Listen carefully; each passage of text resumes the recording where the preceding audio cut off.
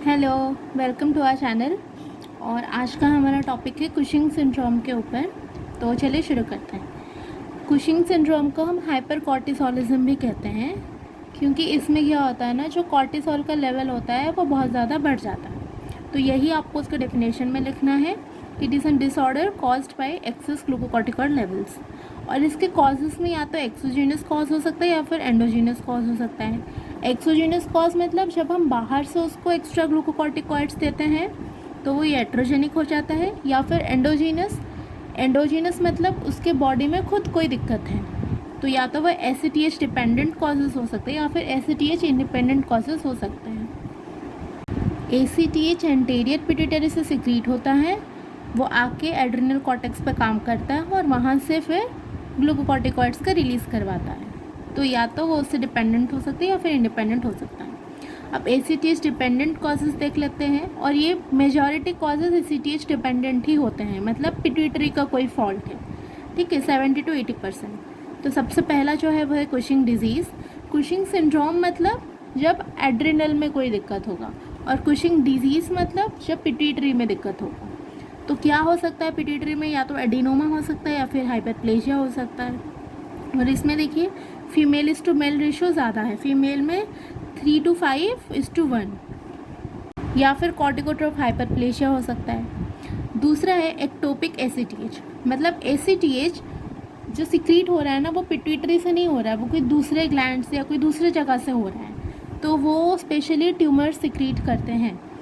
तो या तो वो कोई न्यूरो एंडोक्राइन ट्यूमर हो सकता है, वो मैलिग्नेंट हो, बिनाइन हो या ऑकल्ट हो, कुछ भी हो, वो कोई न्यूरो एंडोक्राइन ट्यूमर वो सिक्रीट कर सकता है।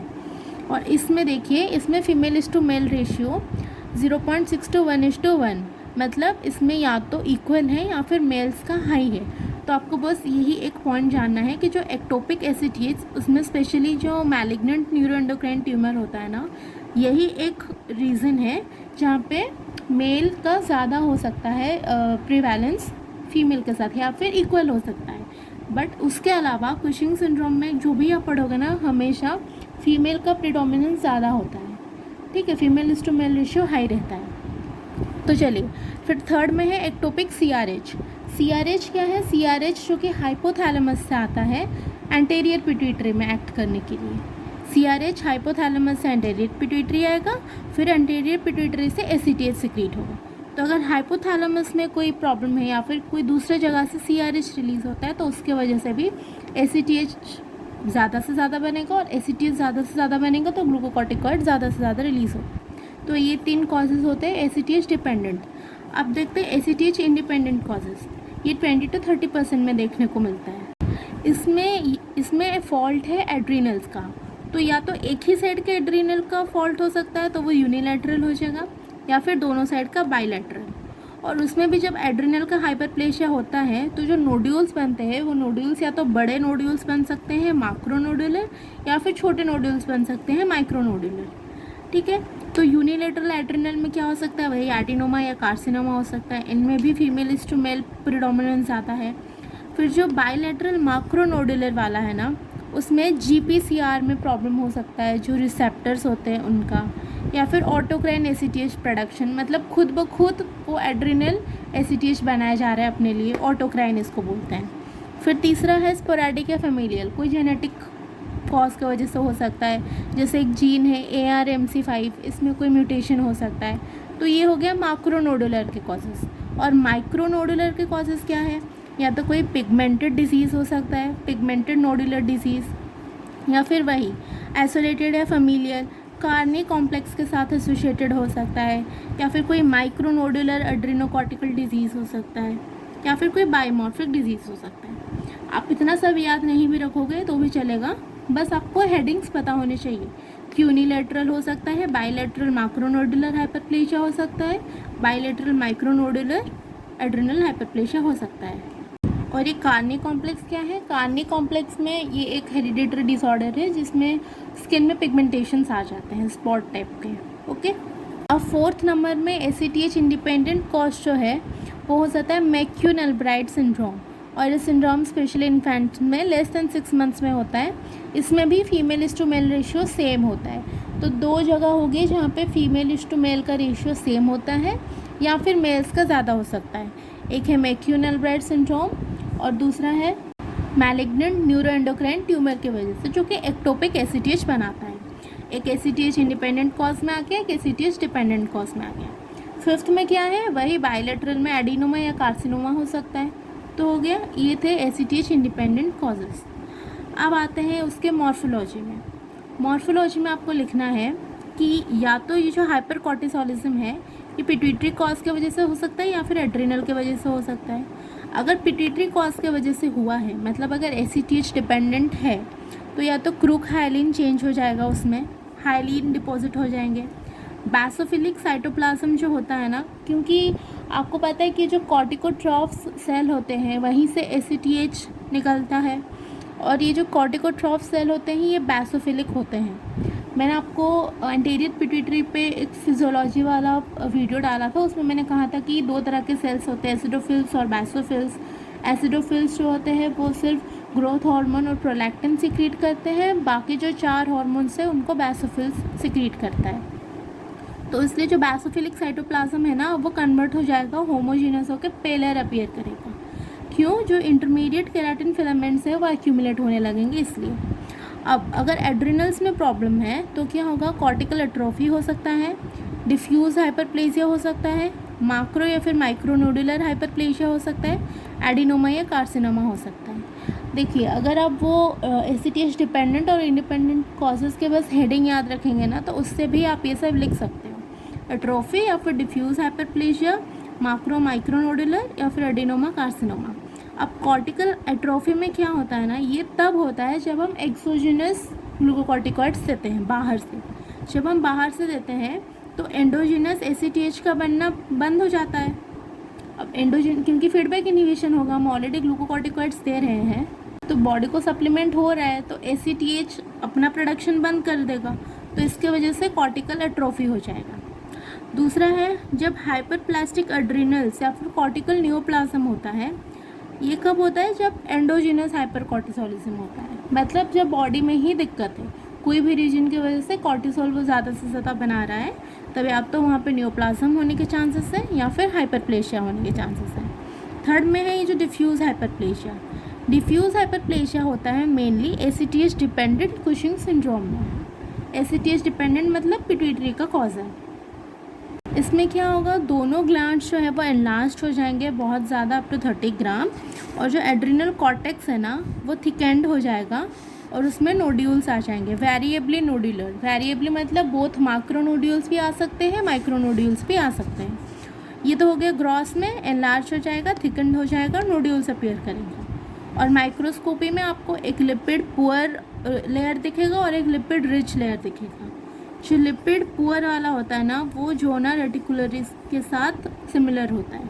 उसमें क्या कॉम्पैक्ट इओसिनोफिलिक सेल्स होते हैं, मतलब जोना रेटिकुलरिस जो हमारा एड्रिनल ग्लैंड होता है उसमें कॉर्टेक्स होता है, मेड्यूला होता है।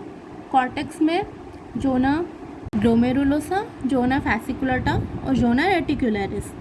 तो जो जोना रेटिकुलरिस लेयर होता है वो लिपिड पुअर होता है, और ये जो लिपिड रिच सेल्स होते हैं ना वो रिसेंबल करते हैं with zona फैसिकुलटा।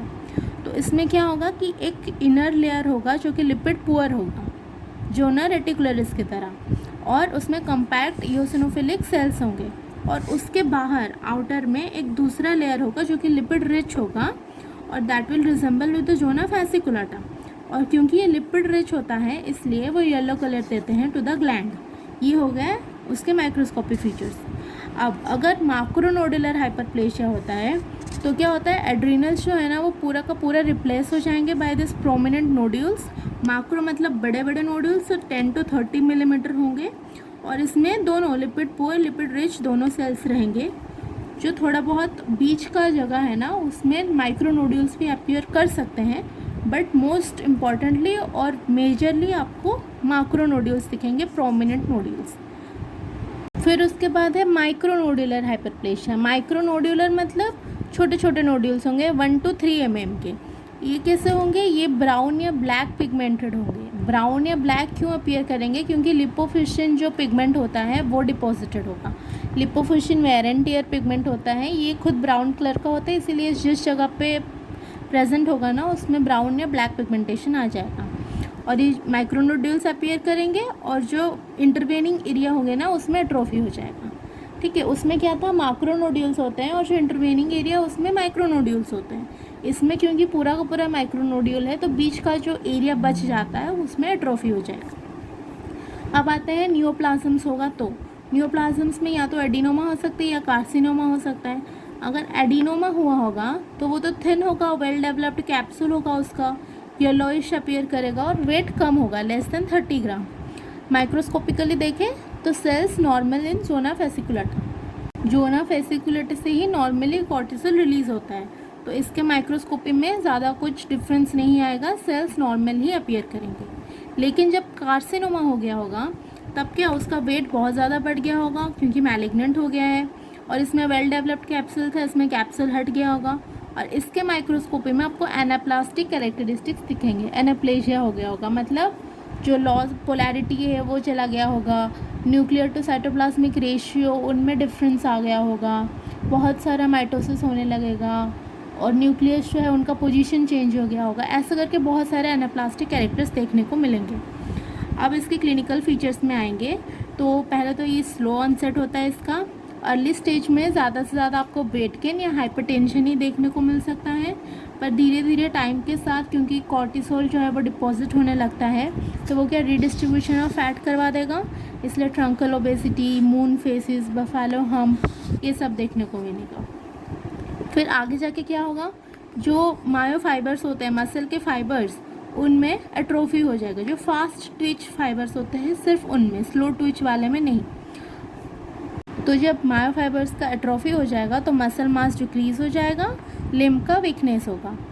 Also secondary diabetes होगा क्योंकि कॉर्टिसोल जो है ये एक डायबिटोजेनिक हार्मोन है, ये ग्लूकोज का लेवल वगैरह ब्लड में बढ़ा देता है, तो हाइपरग्लाइसेमिया होगा, ग्लाइकोसूरिया होगा। ग्लाइकोसूरिया होगा तो उससे रिलेटेड पॉलीडिप्सिया, पॉलीयूरिया वो सब भी होने लगेंगे। अब कोलेजन लॉस हो जाएगा तो स्किन थिन हो जाएगा, फ्रेजाइल, ब्रूसेबल हो जाएगा, वुंड हीलिंग पुअर हो जाएगा और साथ ही स्पेशली लोअर एब्डोमेन में क्यूटानियस स्ट्राया जो पर्पल स्ट्राया जैसे अपीयर करेंगे, ये एक खास फीचर है कुशिंग सिंड्रोम का। फिर बोन में क्या होगा, ऑस्टियोपोरोसिस हो जाएगा। ऑस्टियोपोरोसिस होकर it will lead to fractures क्योंकि ये जो कॉर्टिसोल होता है ना ये कैल्शियम का एब्जॉर्प्शन कम कर देता है पर उसका एक्सक्रीशन बढ़ा देता है, तो कैल्शियम बोन्स में से निकल आएंगे तो ऑस्टियोपोरोसिस के चांसेस बढ़ जाएंगे। और आपको पता है ये कॉर्टिसोल एक स्टेरॉयड है तो इसका खास रोल है कि ये इम्यूनोसप्रेसेंट की तरह काम करता है, इसलिए इन्फेक्शंस वगैरह को भी ये प्रोन करवा देगा क्योंकि इम्यूनिटी कम हो गया होगा। साथ ही कुछ मेंटल डिस्टर्बेंसेस कर सकता है जैसे मूड स्विंग्स, डिप्रेशन, फीमेल्स में मेंस्ट्रुअल एब्नॉर्मलिटीज़ कर सकता है, हर्सुटिज्म कर सकता है। तो इसके बहुत सारे क्लिनिकल फीचर्स हैं, सब कुछ इसके एक्शन के साथ ही रिलेटेड है।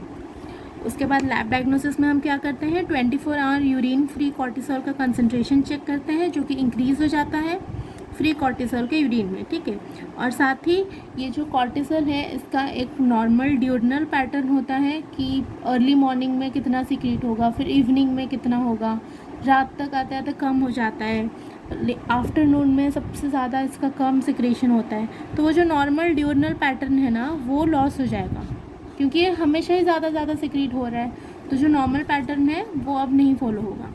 थर्ड में है डेक्सामेथासोन सेपरेशन टेस्ट, इसमें हम बाहर से डेक्सामेथासोन देते हैं और फिर चेक करते हैं कि यूरिन में कितना कॉन्सेंट्रेशन कितने टाइम के बाद एक्सक्रीट हो रहा है, उसके बेसिस पे डेक्सामेथासोन सेपरेशन टेस्ट करते हैं कंफर्म करने के लिए।